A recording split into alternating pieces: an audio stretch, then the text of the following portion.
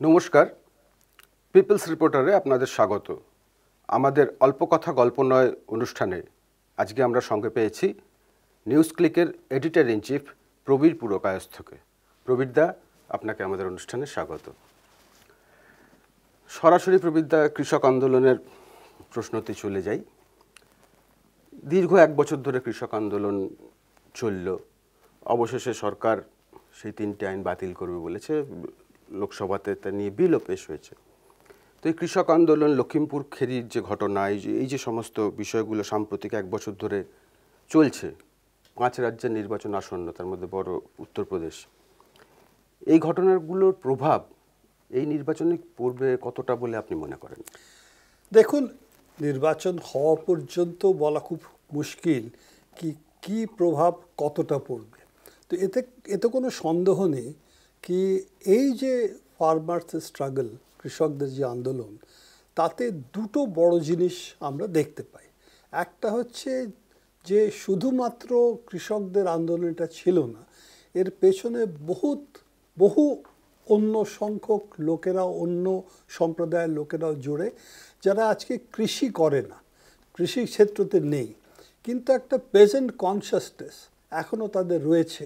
হতে পারে তারা ফ্যাক্টরিতে কাজ করে, হতে পারে অন্যদের খেতে কাজ করে, ছোটোখাটো একটু জমি রয়েছে, কিন্তু মূল ওদের আমদানি ওদের নিজেদের শ্রম থেকেই ওরা পায়। ইভেন যারা মিডল ক্লাস আমরা বলি, তাদেরও একটা প্রেজেন্ট কনসাসনেস বহু জায়গায় রয়ে গেছে। বিশেষ করে উত্তরপ্রদেশ বলুন বা অন্য এরকম প্রদেশ বলুন, পশ্চিমবাংলা কিছুটা আলাদা, কেন ওখানে একটা লার্জ পোর্শন আপনার রিফিউজি পপুলেশনও এসছে, তাদের প্রেজেন্ট কনসাসনেসটা আর সেভাবে নেই। কিন্তু প্রেজেন্ট কনসাসনেস রয়েছে, যেহেতু ফার্মার্স মুভমেন্ট যেটাকে আমরা বলি, তার পেছনে একটা বড় সমর্থন বা সেন্টিমেন্ট লোকেদের কিন্তু জুড়ে আছে। এটা যারা কৃষক, তাদের সঙ্গে কৃষি একটা অন্য জিনিস, তার একটা ঐতিহ্য রয়েছে ওদের মনে। সেই জিনিসটার জন্য আমরা দেখি কৃষকদের সংগ্রাম যখন হয়, তখন কিন্তু সিম্প্যাথি ওয়ার্কার স্ট্রাগলের চেয়ে বেশি থাকে। তো এই জিনিসটা মোদি সরকার এটা বুঝতে ভুল করে, যে যেটা অন্যান্য সংগঠিত শক্তির সঙ্গে ওরা করেছে, কি পুলিশ দিয়ে অথবা মিডিয়াতে ব্ল্যাক আউট করে, অথবা পুরোপুরি সরকারের যে শক্তি রয়েছে সেটা ব্যবহার করে এই ধরনের সংগ্রামকে পিছিয়ে দেওয়া বা কিছুদিন পরে হার মানতে বাধ্য করা, সেই যে পদ্ধতি ওরা ব্যবহার করেছে কৃষকদের ক্ষেত্রে, সেটা কিন্তু ওরা করতে পারেনি। প্রথম আগেও একটা ঘটনা রয়েছে যে ল্যান্ড সিলিং নিয়ে কতগুলো করেছিল, সেটা নিয়ে জমির পারমিশন দরকার গ্রাম থেকে, গ্রাম সভা থেকে, গ্রাম সভার যে কতগুলো অধিকার ছিল সেগুলো কেড়ে নেওয়ার যে আইন ছিল, সেটা কিন্তু আগেও মোদী সরকার বাতিল করেছে। কিন্তু এই এত বড় একটা সংগ্রামের পরে, যেটাকে খালিস্তানিরা করছে, ওই নকশাল আন্দোলনকারীরা এটার মধ্যে রয়েছে, বিরোধী শক্তি এটাকে ব্যবহার করছে, অনেক রকম চেষ্টা করার পরেও কিন্তু 1 বছর পরে ওরা হার মানতে বাধ্য হয়েছে। বলেছে যে আমরা লোকেদের বোঝাতে পারিনি, এটাই আমাদের অসুবিধা হয়েছে, ভুল পথে চলে গেছে কৃষকরা, আমাদের সেই জন্য আজকে এটা আমরা ফেরত দিচ্ছি। কিন্তু এখনও বলেনি যে আমরা ভুল করেছিলাম, আমরা পার্লামেন্টে কোনো চর্চা করতে দিইনি, কোনো ডিসকাশন করতে দিইনি, আমরা এটা এত বড় একটা পদক্ষেপ নিচ্ছি, এটা আমরা কিন্তু পার্লামেন্টারি কমিটি, যেগুলো এই নর্মাল বড় এরকম কোনো আইন পাশ করার আগে করা হয়, সেটা আমরা করিনি, পার্লামেন্টারি ডিসকাশন পর্যন্ত আমরা করতে দিইনি। এই কথাগুলো কিন্তু, এইগুলো নিজেদের ভুল কখনোই স্বীকার করতে মোদী সরকার প্রস্তুত না। তো আমার যতটা মনে হয় যে প্রথম এই একটা সংঘবদ্ধ শক্তির সামনে মাথা ঝুঁকাতে যে বাধ্য হলো মোদী সরকার, এটা কিন্তু একটা সব যারা বিরোধী শক্তি রয়েছে ভারতবর্ষে, যেটা যারা এই মুহূর্তে সংগ্রাম করছে, যে একটা সুস্থ সমাজ থাকা উচিত, যেটার মধ্যে যে কমিউনাল চিন্তাধারা, সরকারের যে শক্তি ব্যবহার হচ্ছে যারা কমিউনাল ফোর্সেসকে যারা বিরোধিতা করছে তাদের বিরুদ্ধে, যে আমরা যে কনস্টিটিউশনটাকে পেয়েছিলাম সেটাকে কিভাবে বিভিন্ন ভাগে ধীরে ধীরে ক্ষতিগ্রস্ত করা যায়, এই যে প্রচেষ্টাগুলোর বিরুদ্ধে সংগঠিত সংগ্রাম সম্ভব কিনা, এবং সেটা যদি হয় তার কি হবে। লম্বা রাস্তা, ছোট রাস্তা না। কৃষকরা 1 বছর এখানে ছিল, দিল্লির বর্ডারে ছিল।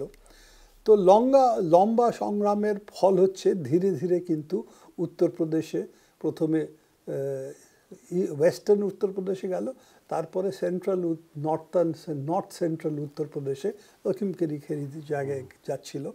এবং এদের যেটা ভয় সেটা হচ্ছে সংঘবদ্ধ সংগ্রাম যদি হয় তাহলে পরে যেটা ছড়াতে পারে, সেই ভয়ের জন্যেই আলটিমেটলি এটাকে মোদী সরকারকে ফেরত যেতে হলো। যেটা আপনি বলছেন লখিমপুর খেরি একটা বড়, এর মধ্যে একটা মাইলস্টোন, কোনো সন্দেহ নেই। কেন এদের একটা ছিল যে ডান্ডা মেরে এগুলোকে সব বন্ধ করে দেওয়ার সময় এসে গেছে, লোকেরা আমাদের সমর্থন করবে। হরিয়ানাতে এই কথাবার্তা চিফ মিনিস্টার বলেছিলেন একটা মিটিংয়ে।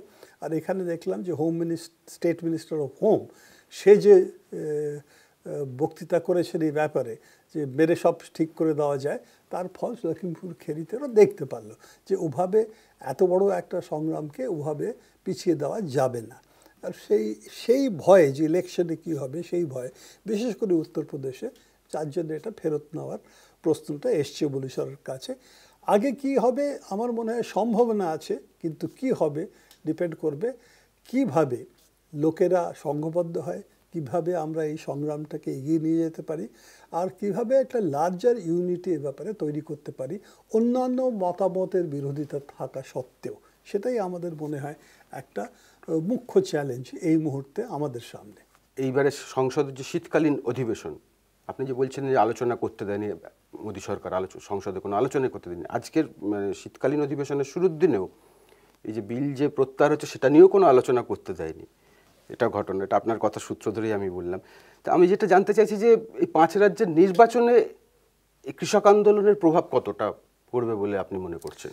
দেখুন, প্রভাব পড়ার সম্ভাবনা রয়েছে, কিন্তু প্রভাব কতটা পড়বে ডিপেন্ড করবে অন্যান্য যারা দল তারা আজকে এই ইলেকশনে যে চ্যালেঞ্জটা রয়েছে সেটাকে কিভাবে মিট করে। কোনো ফর্মুলা নেই এ ব্যাপারে, এতে কোনো সন্দেহ নেই কি ইউপিতে যদি আজকে দেখেন তো কোভিড-19 যে ফল সেটা বিজেপি সরকারের পাওয়া উচিত, পিকচার পরিষ্কার।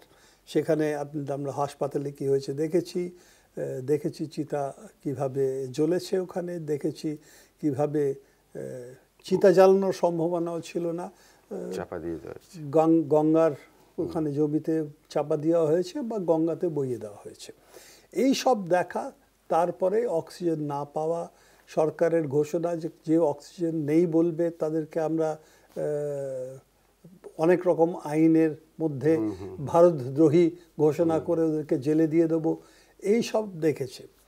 তারপরে লখিমপুর খেরির ঘটনা, কৃষক আন্দোলন দেখেছে।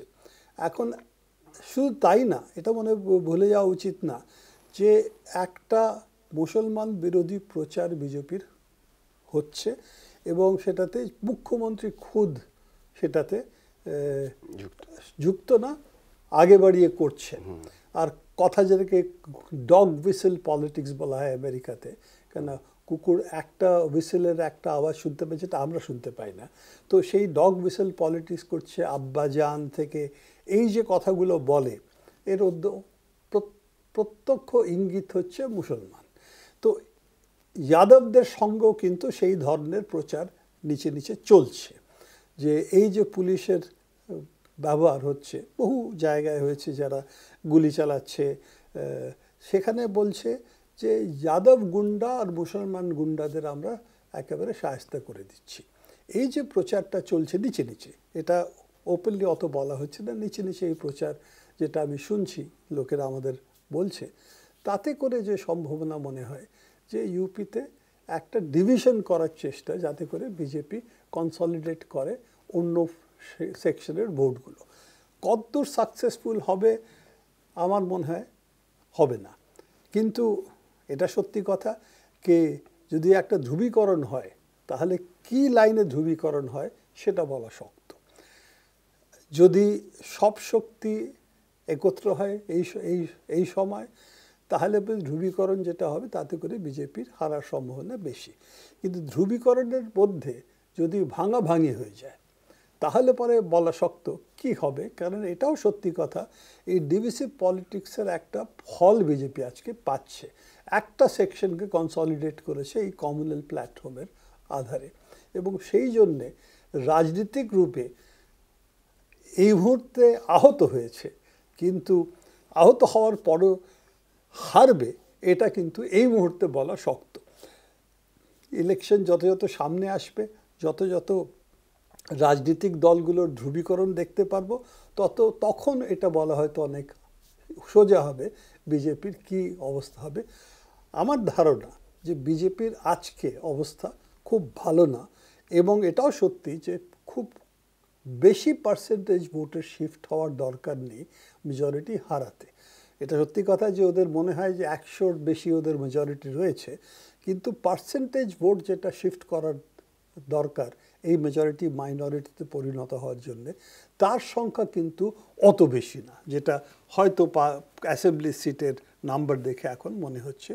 সেই জন্য দেখতে হবে একটু, কিন্তু আমার ধারণা যত যত ইলেকশন সামনে আসবে পরিষ্কার হয়ে যাবে এই ছবিটা কোন দিকে ধ্রুবীকরণ চলছে। সম্প্রতি প্রবৃদ্ধা নীতি আয়োগ থেকে মাল্টি ডাইমেনশনাল পভার্টি ইন্ডেক্সের রিপোর্ট বার করা হয়েছে। যে রিপোর্ট অনুসারে দেখা যাচ্ছে যে বাম শাসিত কেরালাতে দারিদ্র্য সব থেকে কম। অন্যদিকে যদি দেখা হয় যে বিহার, মধ্যপ্রদেশ, উত্তরপ্রদেশ, গুজরাট, বিজেপি শাসিত যেসব রাজ্য, সেই সব রাজ্যের অবস্থা একদম তলানিতে। বিহার তো সব থেকে নিচে। তো সাম্প্রতিক সময়ে যতগুলো এই ধরনের ইন্ডেক্স আমাদের সামনে এসছে, সবেরই ফলাফলটা কিন্তু নেগেটিভই আমরা দেখতে পাচ্ছি। সবেতেই আমরা পিছিয়ে পড়ছি, এরকম একটা দেখা যাচ্ছে। অথচ যখন নির্বাচন অনুষ্ঠিত হচ্ছে তখন কিন্তু সেই সব জায়গাতে বিজেপি গেইন করছে, বিজেপি জয়ী হচ্ছে। তাহলে আপনি কি বলবেন যে মানে এইগুলোর কোনো প্রভাব জনমানুষে পড়ছে না? প্রশ্নটা উত্তর দেওয়া ডিফিকাল্ট, কেননা জনমানসে কী জিনিসের প্রভাব পড়ে কখন সেটা বলা শক্ত। এটা সত্যি কথা যে আজকে যদি ইউপিতে যান তাহলে আমরা একটা পরিবর্তন চাই, সেটা কিন্তু ইউথের মধ্যে থেকে আওয়াজ আসছে। এই জিনিসটা কিন্তু 10 বছর আগে ছিল না, এভাবে ছিল না। তখন মোদি ওদের কাছে পরিবর্তন মনে হয়েছে। তো যেখানে যেটা আমি বললাম ধ্রুবীকরণ সামাজিক ব্যাপারে হয়, কমনাল আইডেন্টিটির ব্যাপারে হতে পারে, অথবা সোশিও ইকোনমিক আধারে হতে পারে, যেটা আপনি প্রশ্ন তুলছেন। সোশিও ইকোনমিক একটা ফ্যাক্টর, কিন্তু ইলেকশনে সেটা একটা ফ্যাক্টর, সেটা সব ফ্যাক্টর দেখা যায় না। এবং এটাকে সোশিও ইকোনমিক জিনিসগুলোকে রাজনীতিতে পরিণত করার দায়িত্ব যাদের, তারা নিজেদের রাজনীতিটা এই ব্যাপারে কতটা ভিন্ন সেটা দেখতে হবে। এখন যদি দেখি আমি সোশিও ইকোনমিকের যে আপনি ইন্ডিকেটার্সগুলো দিচ্ছেন, যেটা চাইল্ড মর্টালিটি হোক বা স্টান্টিং হোক বা আপনার এডুকেশন হোক, যতগুলো মান আমি দেখি সেইগুলো কিন্তু শুধু বিজেপির এই ডিভিসিভ রাজনীতির ফল না। এটা কিন্তু ফল হচ্ছে আমাদের, যেটা বলবো যে যখন আমরা নিও লিবারেল ইকোনমিক্স যেটাকে বলা হয়, কথাটা ভুল নিও লিবারেল বলা, কিন্তু লিবারেলিজমের কোনো গন্ধ এর মধ্যে নেই। এটা মূলত হচ্ছে যে ভারতবর্ষের রাস্তা হচ্ছে যাদের কাছে পুঁজি রয়েছে তাদেরকে খেলতে দেওয়া, ময়দানটা ওদের হাতে ছেড়ে দেওয়া, আর রাজ্যর কাজ, স্টেটের কাজ হচ্ছে সেই পুঁজিপতিদের সাহায্য করা, আরও অর্থনীতিকে এগিয়ে দেওয়ার জন্যে আর নিজেদের পুঁজি বাড়ানোর জন্যে। যেটা রিয়ালিটি হচ্ছে সেই রাস্তায় যদি যাই তাহলে পরে আপনি যেই মানগুলোর কথা বলছেন সেই মানগুলো কখনো বাড়তে পারে না, এবং সেটাই আমি বারবার দেখছি ভারতবর্ষে হচ্ছে। আরেকটা ব্যাপার এর মধ্যে রয়েছে যে এর সঙ্গে সঙ্গে যে বিজেপি সরকার এবং অন্যান্য সরকারও যেটা করছে সেটা বলছে ঠিক আছে মানগুলো বাড়ছে না, মানগুলো খারাপ হচ্ছে মেনে নিলাম, কিন্তু লোকেদের কাছে কিছু যদি পয়সা দিয়ে দিতে পারি ইলেকশনের আগে ওদের হাতে, তাহলে বোধহয় ইলেকশনটা আমরা জিততে পারি। তো সেই জন্যে আপনি দেখবেন এখন থেকে ইলেকশন অবধি যে স্কিমগুলো আসবে ইউপিতে, দেখবেন যোগী আদিত্যনাথের নাম করে আসবে। আজকে যে কোনো স্কিম আসে আমাদের কাছে সেগুলো প্রাইম মিনিস্টারের ছবি আর প্রাইম মিনিস্টারের নামে আসে। তো একটা লোকেদের মনে হয় যে ঠিক আছে অবস্থা খুব খারাপ, কিন্তু মোদি তো আমাদের কিছু পয়সা আমাদের হাতে দিচ্ছে। এটা নয় যে রাজ্য দিচ্ছে, গভর্নমেন্ট দিচ্ছে, মোদি দিচ্ছে। এই যে একটা পার্সনিফিকেশনের গভর্নমেন্টের করা হয়েছে, যাতে করে যে স্কিমগুলো হচ্ছে, এবং স্কিম অনেকগুলো স্কিম এখন ছোট ছোট বড় বড় স্কিম নেওয়া হচ্ছে, সেগুলো আগে রাজ্যর ছিল, স্টেট করতো, গভর্নমেন্ট করতো, কিন্তু এখন প্রাইম মিনিস্টার বা চিফ মিনিস্টার করছে। এই যে চিত্রটা ওরা তৈরি করতে পেরেছে, এটার বিরুদ্ধে আমরা কিভাবে সংগ্রাম করতে পারি, এটাও আমাদের কাছে একটা চ্যালেঞ্জ। আর এখানে মিডিয়ার একটা বড় ভূমিকা রয়েছে, কিন্তু মিডিয়াটাও বহু ক্ষেত্রে দুটো কারণে ওদের সঙ্গে রয়েছে। একটা হচ্ছে অ্যাডভার্টাইজমেন্ট, আর একটা হচ্ছে জেল। কি যদি না মানো তো আমাদের লাইন, তাহলে পরে কিন্তু আমরা তোমার উপর কেস করতে পারি। এই দুটো জিনিসের জন্য মিডিয়াও সেই রোলটা এখন প্লে করতে পারছে না বা করতে চাইছে না। তো এই যে রাজনীতিটা চলছে, এটা এখানেও প্রশ্ন হচ্ছে কিভাবে এইগুলোকে আমরা লোকেদের কাছে নিয়ে যেতে পারি, যাতে করে যেই জিনিসটা ওরা মনে করে সত্যি ইম্পর্ট্যান্ট হওয়া উচিত বা আমরা মনে করি ইম্পর্ট্যান্ট হওয়া উচিত, সেটাকে কি করে পৌঁছতে পারে, এটাই আমাদের সামনে চ্যালেঞ্জ, বিশেষ করে আজকের মিডিয়া আর সোশ্যাল মিডিয়ার যুগে। প্রেস রেগুলেশন অ্যাক্ট বলে, আপনি যদি মিডিয়ার কথা যেহেতু বললেন সেই জন্য এদিকে আসি। প্রেস রেগুলেশন অ্যাক্ট বলে একটা আইন আমাদের আছে, যেটা শাসকের মনের কথা, অথচ গণতন্ত্রের চতুর্থ স্তম্ভর যে ভূমিকা, সেটা আমরা সাম্প্রতিক সময় দেখতে পাচ্ছি না। মানে খোলাখুলি আইন হচ্ছে, কিন্তু তার সেই আইনটাও মানে মিডিয়ার স্বার্থে অ্যাকচুয়ালি সেই আইনটা ব্যবহার হচ্ছে না। আপনার কি মতে বিষয়ে? দেখুন, মিডিয়া বহু আগেই, বড় মিডিয়া যেটাকে বলা হয় কর্পোরেট মিডিয়া, বহু আগেই কিন্তু হাতিয়ার ফেলে দিয়েছে। ওরা মোটামুটি আত্মসমর্পণ করেছে সরকারের কাছে, যে তোমরা যে বলতে চাও আমরা সেই কথাগুলোই বলবো, আমাদের কিছুটা কিন্তু ক্রিটিসিজম করতে দাও, নইলে পরে আমাদের কথার দাম থাকবে না। তোমাদের পক্ষেও ভালো যে তোমাদের কথাটা বলবো, কিন্তু একটু ঘুরিয়ে ফিরে তোমাদেরও একটু মধুর ভাষায় একটুখানি ক্রিটিসিজম করব। এর বাইরে আমি যাব না। একটা লক্ষণ রেখা ওরা কিন্তু বলে দিয়েছে যে আচ্ছা ঠিক আছে, এই আমাদের লাইন, এর চেয়ে বাইরে আমরা যাব না। রাফেল নিয়ে বেশি কিছু বলবো না, এভাবে লম্বা হিস্ট্রি দেওয়া যায়। কিন্তু ডিজিটাল প্ল্যাটফর্ম থাকা যেহেতু আজকাল একটা রয়েছে, ডিজিটাল প্ল্যাটফর্মরা কিন্তু এখন অবধি সেই লাইনে পড়েনি। একটা কারণ হচ্ছে আমরা অ্যাডভার্টাইজমেন্টের উপর অতটা ডিপেন্ড করি না, সাবস্ক্রাইবারদের উপর ডিপেন্ড করি, অন্যান্য জিনিসের উপর ডিপেন্ড করি। এভাবে আমরা কিন্তু সরকার বা বড় ক্যাপিটালের কাছে আমরা ঋণী নই আমাদের সংগঠনগুলো চালানোর জন্য। এইখানে ওদেরকে একটা প্রবলেম হচ্ছে যে একটা কনস্পিরেসি অফ সাইলেন্সটা যদি না করতে পারি, সেটা যদি রাখতে না পারি, এক দুজন যদি সত্যি কথা বলতে শুরু করে, তাহলে কিন্তু সেভাবে আর এই দেওয়ালটা যেটা করতে চাইছে এই সরকার, সেটা করতে পারছে না। তো এই যে একটা বিবিধতা হয়ে গেছে নিউজ অর্গানাইজেশনের মধ্যে, ছোট ছোট বড় বড় মাঝারি অনেক রকম সংগঠন রয়েছে, তাতে করে প্রেশার হচ্ছে যে অর্গানাইজেশনগুলো নিউজের মধ্যে কাজ করে, কিছু কিছু যদি না বলে ওরা, তাহলে কিন্তু ওদের পক্ষে দোকান চালানো সম্ভব না। আমরা দেখলাম ইউপিতে যেই নিউজ পেপারগুলো একসময় বিজেপির কথাটাই বলতো, তারাও কিন্তু কোভিড-19 যখন এই এত লোক মরতে শুরু করলো, হাসপাতালের এই অবস্থা হলো, তখন এসে দৈনিক ভাস্কর, তারা কিন্তু খুব ভালো রিপোর্টিং করেছে, শুধু ইউপিতে না, গুজরাতেও করেছে। এই যে ঘটনাগুলো হয়, যে তখন ওই কনস্পিরেসি অফ সাইলেন্সটা ভেঙে যায়। সে ভেঙে যাওয়ার পরে সবাই রিপোর্ট করতে বাধ্য হয়। তো এই যে জিনিসটা মিডিয়ার মধ্যে শুরু হয়েছে তার ফলে আমরা দেখতে পেয়েছি দৈনিক ভাস্করের ওপর ইনকাম ট্যাক্স রেড হয়েছে। শুধু আমাদের মতো সংগঠনের উপরে আক্রমণ নয়, এদের ওপরও আক্রমণ হয়েছে লাইন থেকে বাইরে গেলে পড়ে। প্রশ্ন হচ্ছে কতদূর অবধি এটা চালানো যায়। এটা চালানো যায় যখন সবাই স্বীকার করতে প্রস্তুত। একটার দিকে যদি বিদ্রোহ শুরু হয়, কিন্তু এই কনস্পিরেন্সি অফ সাইলেন্স মেনটেন করা শক্ত। আর যেটা বললাম যে রিয়ালিটি যদি সামনে থাকে, আর যদি নিউজ ছোট প্ল্যাটফর্মগুলো সত্যি কথা বলতে থাকে, তাহলে কিন্তু ধীরে ধীরে বড় প্ল্যাটফর্মগুলোকেও কিছু না কিছু বলতে হয়। তখন সরকারের যে চেষ্টা, যেটা আপনি বলছেন যে যেভাবে মিডিয়াকে ওরা বাধ্য করছে লাইনটা টো করতে, সেটা কিন্তু ধীরে ধীরে ধসতে থাকে।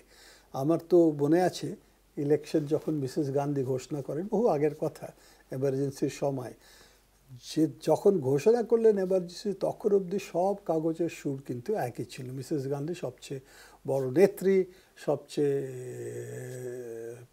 ইলেকশন জেতার সম্ভাবনা কংগ্রেসেরই, এইসব হলো। ধীরে ধীরে কিভাবে মত পাল্টাতে শুরু হলো, সুর পাল্টাতে শুরু করলো বড় খবরের কাগজগুলো। তো আমার ধারণা এই জিনিসগুলো ডান্ডা দিয়ে কিছুদিন চালানো যায়, ভয় দেখিয়ে কিছুদিন চালানো যায়, কিন্তু লম্বা যদি কেউ চালাতে চায় তাহলে পরে এটা সম্ভব নয়। এখন কত লম্বা সেটা, সময় কতটা, সেটা কিন্তু ভবিষ্যতের হাতে। আমাদের কাছে এখানে বসে ভবিষ্যৎবাণী জ্যোতিষবিদ্যার সাহায্য করা সম্ভব নয়।